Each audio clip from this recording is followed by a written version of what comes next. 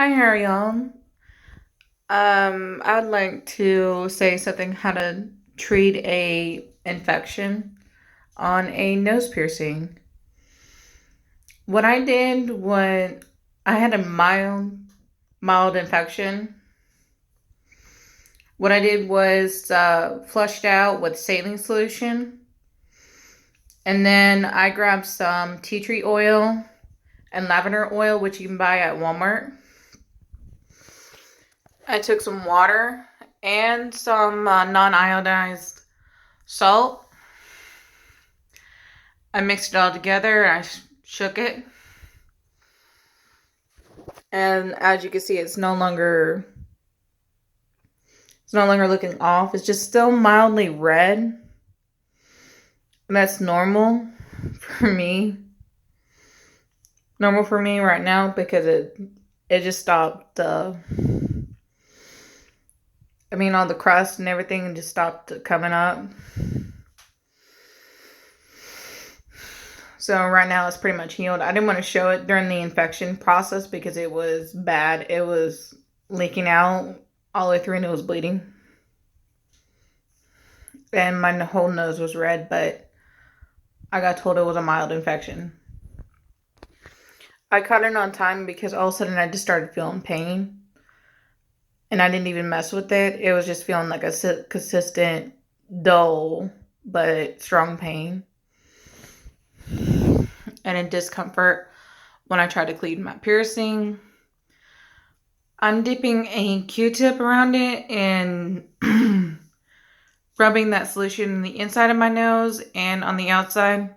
But first I'm drying my nose, but also I've done something a lot of piercers will not recommend. I've actually threw alcohol in it.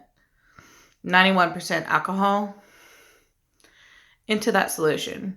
About fourth cup.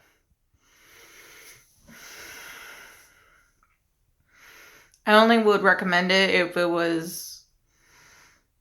if you had pretty bad infection and you were worried that you may need to remove your piercing or get hospitalized or something like that.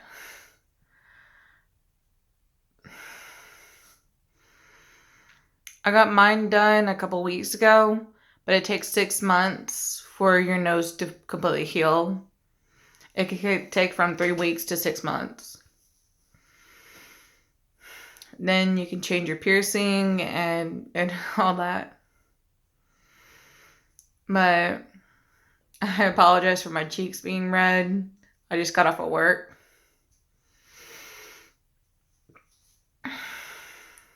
You try to keep it as clean as possible, but after you flush it out with saline solution, you do gotta dry your nose. And after you remove that, as you're removing the crusties, as a lot of piercers refer to it as, use a Q-tip. Do not use your hands to touch it. And do not just try to solely rely on the saline solution to remove the crust. And you also got to blow bubbles with your nose and some salt water. But very little.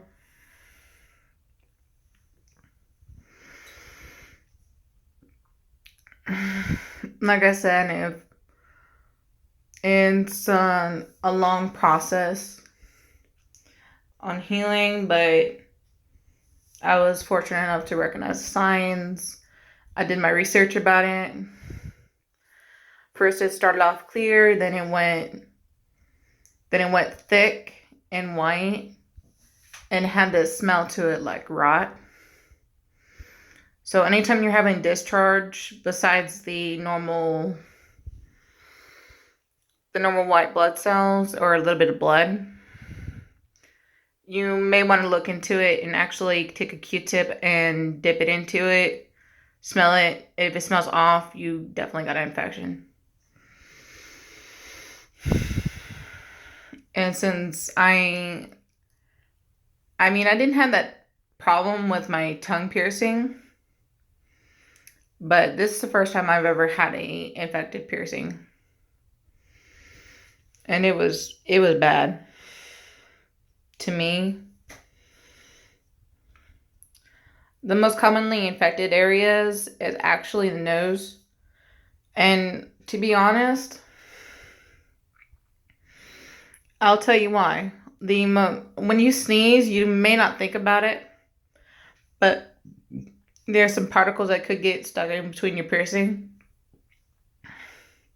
So when you blow your nose, you're actually pushing boogers in between your piercing. So what you want to do is actually flush it out. You want to flush it out with saline solution, and you want to take a small little cup and fill it up with water or salt water and just blow into it to get all those boogers. Dry off your nose and then let it heal. Don't play with your piercing too much, because that could also introduce harmful bacteria and cause infection. Wash your hands consistently before touching your piercing, or else you could actually cause a severe infection. Another thing that is mainly a lot of people may not think about it. If you're going to use sunblock, and a lot of people will not think about this, the spray sunblock, you want to avoid that. You want to spray it into your hands instead of anywhere near that piercing, or be near anyone that actually is using it, because I've had a problem one time when I actually had my lips pierced. Sunblock actually got into my piercing and it did infect. I had to remove it, but this is what I consider my first time, because I've had this piercing last a longer time than my lip. My lip was so infected, they had it flushed out and they had it removed after they got the infection out.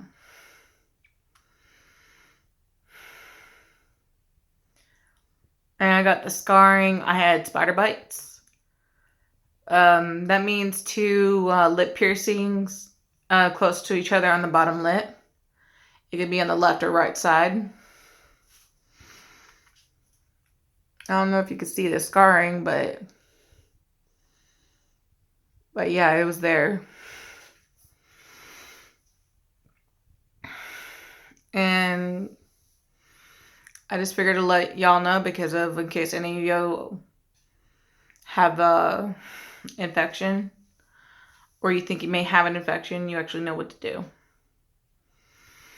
But I do recommend you going to a doctor if you have any symptoms of it, because not every solution is going to help for you. You may need to get on antibiotics.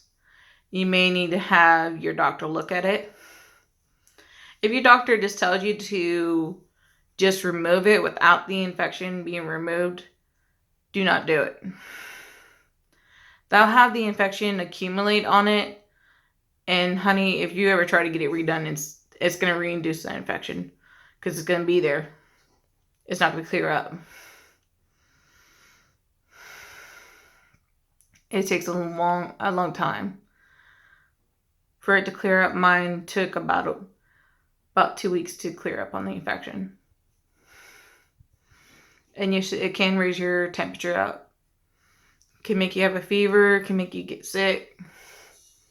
So as soon as you have any symptoms of it, consult with your doctor before doing anything that I did. All right, that's it.